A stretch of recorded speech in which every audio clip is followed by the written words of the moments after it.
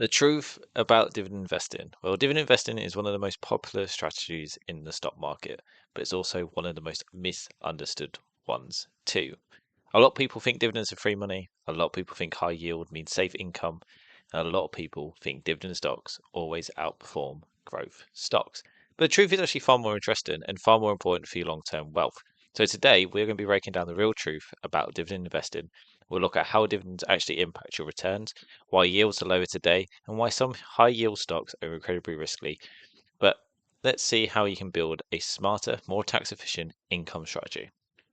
So the S&P 500 history from 1926 to the current day, if you had shorter holding, 27% of the dividend contributed to your total return. 20 plus years of holding, 57% of dividends contributed to the total return. So that's actually quite a huge role that dividends have played. And this is why long-term investors love dividends, not because the yield is high, but because reinvested dividends compound massively over time. This is the foundation of dividend investing, and this is why dividends matter, but only as part of a total return. Because as you can see on this chart, in the last 5 years, if you invested in the VU, you would have got 79.54% return. That's including dividends. Now, the S&P 500 index, the actual whole market, doesn't actually pay dividends. And as you can see, if you had invested in that, you'd have only got 67.10% of your total return. So dividends made it that you earned more on your money. So how does the stock prices adjust for dividends? Well, let's just clear a common misunderstanding for that.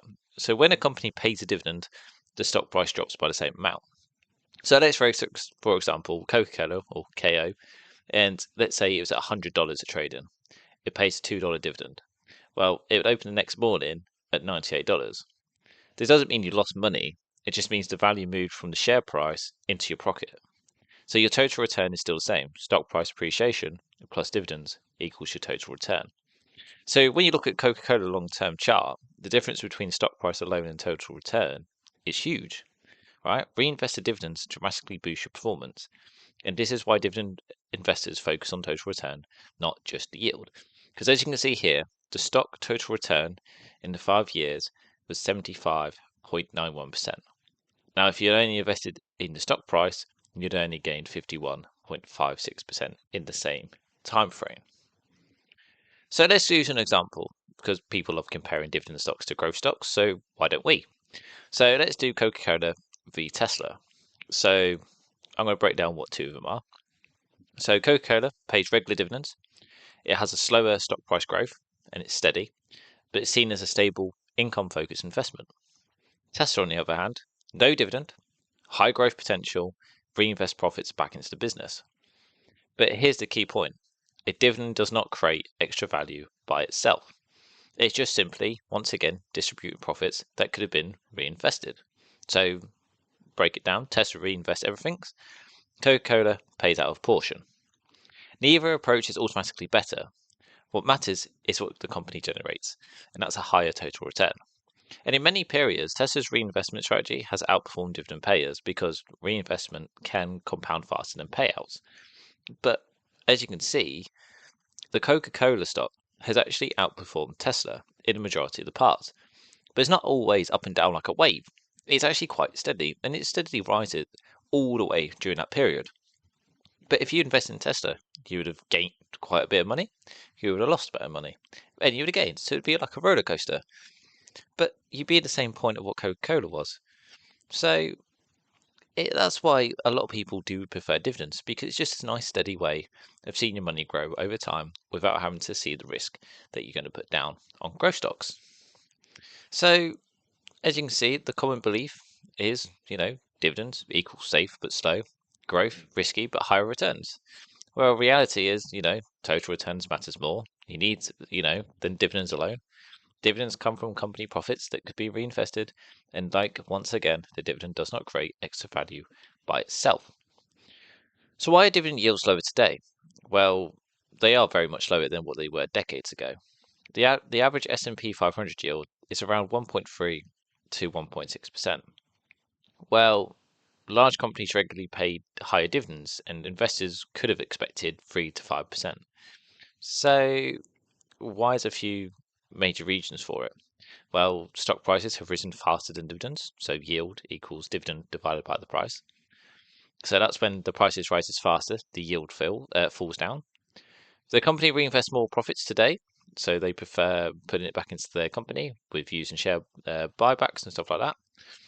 Tech companies nowadays have exploded in size, so most of them also do not pay dividends during their growth phase. And like I said, share buybacks to replace dividends, so that is why people do that, because it's more tax efficient for the company. So yields aren't lower because companies are weaker; they're lower because the market involved. So why did tech companies change everything? Well, decades ago, the stock market was dominated by dividend-paying industries, like industrials, banks, energies, and consumer goods. These companies paid high, consistent dividends. But then tech took over. Companies like Apple, Microsoft, Meta, Amazon, and Nvidia reinvested heavily into growth, R&D, and innovation. They didn't pay dividends for most of their history, and that's what reinvestment created enormous shareholder value. So this shift changed the entire market, and today many best performing companies don't pay dividends at all. So the rise of the sharebacks. So another major shift is the rise of sharebacks, or share buybacks basically.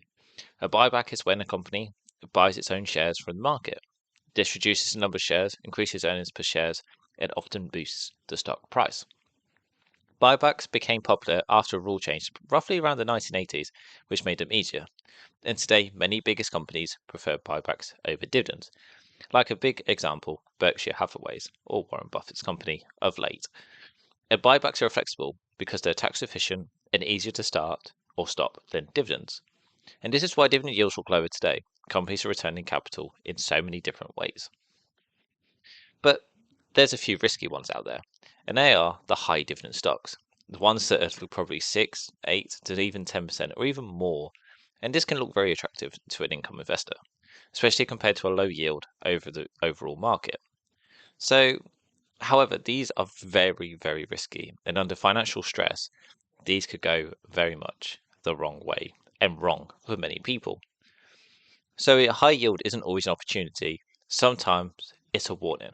So always ask yourself, is the dividend sustainable and is the business healthy? Because the biggest example on the market is QYLD.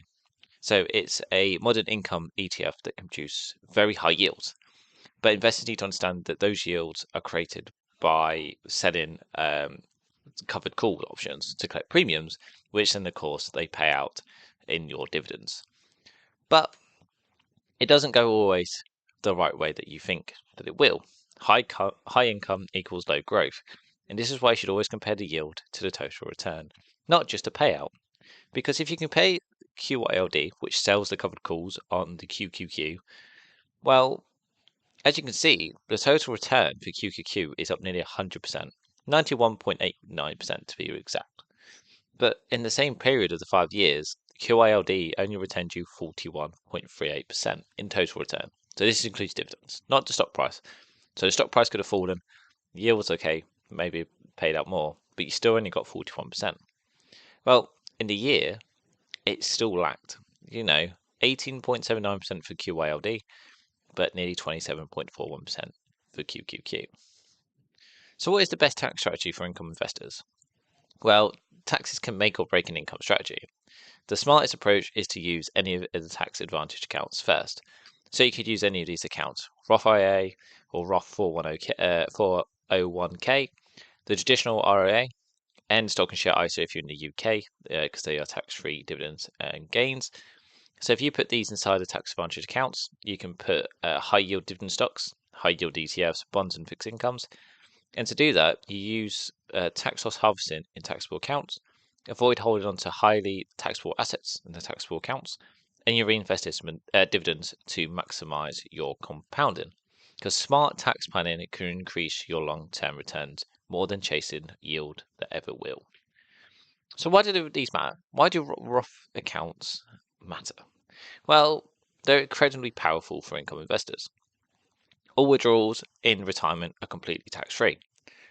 Whether you take out 10 grand, 500 grand, you owe nothing. This makes Roth accounts perfect for dividend portfolios, income ETFs, and long-term compounding.